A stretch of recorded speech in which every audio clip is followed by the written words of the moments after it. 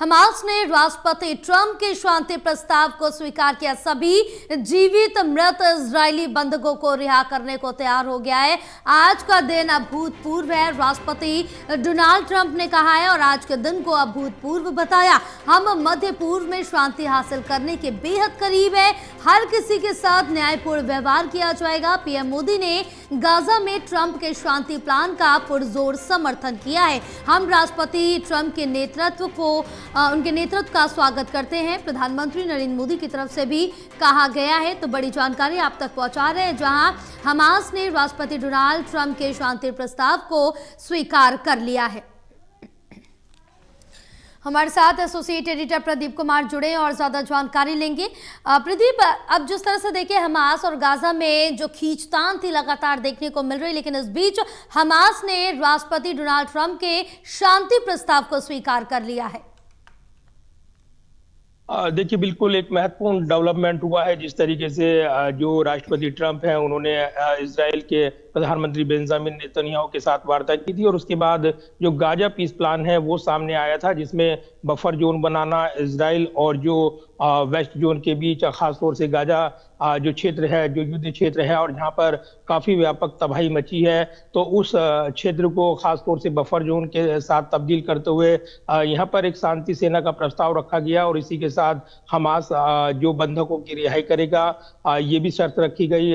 जीवित या मृत उनको इजराइल को सौंपा जाएगा। इसके अलावा भी अन्य शर्त इसमें रखी गई हैं। गाजा पीस प्लान के तहत यूएन जो फोर्स है वो इसकी निगरानी करेगी। लेकिन जो ताजा डेवलपमेंट हुआ है कि अमेरिकी राष्ट्रपति ट्रंप ने एक अल्टीमेटम दिया था रविवार 6 बजे तक, अगर हमास इन शर्तों को नहीं मानता है तो फिर व्यापक तबाही, उसके खिलाफ एक युद्ध का मोर्चा खोला जाएगा। लिहाजा इसको भांपते हुए हमास ने अब ऐलान किया है, शांति समझौते के प्रस्ताव पर सहमति जताई है, लेकिन कुछ बिंदुओं पर असहमति है, जिसमें सशस्त्र संघर्ष छोड़ने की बात, यानी युद्ध विराम से जुड़ी हुई जो पहलू हैं अन्य, उनको लेकर उसकी असहमति है। इसमें फिलिस्तीन को लेकर स्पष्ट तौर पर बिंदु शामिल किए जाए, ये भी शर्त रखी गई है। लेकिन अब जो जानकारी मिल रही है, हमास की ओर से जो बयान आया है उसमें वो जीवित या मृत जो इजरायली बंधक हैं उनको फौरन रिहा करने पर सहमत हो गया है, और इसी के साथ राष्ट्रपति ट्रंप ने इस पर खुशी जताई है, एक बयान जारी किया है,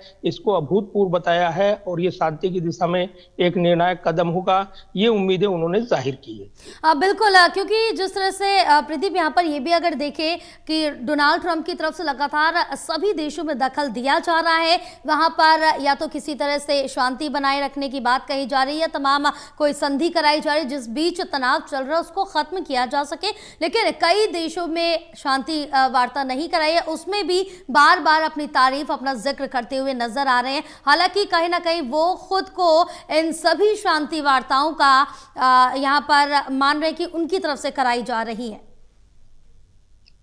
देखिए, अमेरिका की जो पृष्ठभूमि और जो इजराइल के साथ उसके संबंध रहे हैं, और हर मंच पर इजराइल को सपोर्ट देते हुए अमेरिका नजर आया है। लिहाजा इस युद्ध का कोई अंत नहीं हो रहा था, और कहीं ना कहीं एक बड़ा मैसेज अलग थलग इजराइल इसमें दिख रहा था, क्योंकि संयुक्त राष्ट्र में जो 80वां सत्र, और इसमें अपने संबोधन के दौरान जब बेंजामिन नेतन्याहू इसका बहिष्कार करते हुए अन्य देश नजर आए, और दो राष्ट्र के सिद्धांत का खुद पश्चिमी देशों ने समर्थन किया, फिलिस्तीन को मान्यता दी। कई देशों ने इसमें फ्रांस, ब्रिटेन जैसे जो पूर्व कट्टर सहयोगी रहे हैं अमेरिका के, वो भी शामिल थे। तो पश्चिमी देश ही इस रुख पर असहमत थे जो कि इजराइल ने यहाँ पर अपनाया था। गाजा में जो जनसंहार, इसको संज्ञा दी गई, और ये कहा गया कि आप लोगों को निशाना जा रहा है। आतंक का जवाब देते देते इजराइल इतना आगे बढ़ गया कि कहीं ना कहीं मासूम लोग इसका निशाना बन रहे थे, और इसी को लेकर यहाँ पर जो है ये असहमति बनी थी, और इसको भांपते हुए अमेरिकी राष्ट्रपति ट्रंप को एक बड़ी पहल करनी पड़ी है।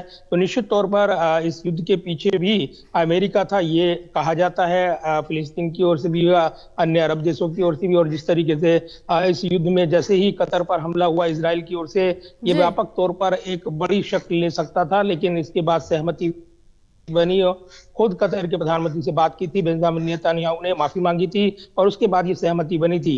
गाजा पीस प्लान निकल कर आया है सामने और उसके बाद हमास ने सहमति दी है। कुछ बिंदुओं पर असहमति है, इसको लेकर विवाद है, लेकिन जो अल्टीमेटम दिया गया उसको भांपते हुए हमास ने कदम पीछे खींचे हैं और कहीं ना कहीं अब जो है एक शांति का रास्ता थोड़ा सा निकल कर आ रहा है कि अब यहाँ पर युद्ध समाप्त होगा, क्योंकि इजराइल भी बमबारी ना करे, ये दिशा निर्देश दिए गए हैं और फिलहाल युद्ध विराम जैसे हालात हैं तो पूरी तरीके से स्थिति साफ होगी जब हमास पूरे बंधकों को लौटाएगा, जीवित या मृत उनको सौंपे, ये शर्त रखी गई थी और इसी के साथ ये शांति वार्ता आगे बढ़ती नजर आएगी।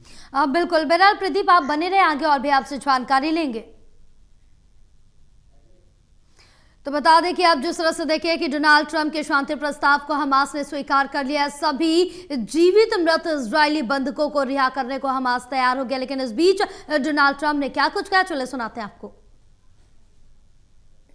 I want to thank the countries that helped me put this together: Qatar, Turkey, Saudi Arabia, Egypt, Jordan, and so many others. So many people fought so hard.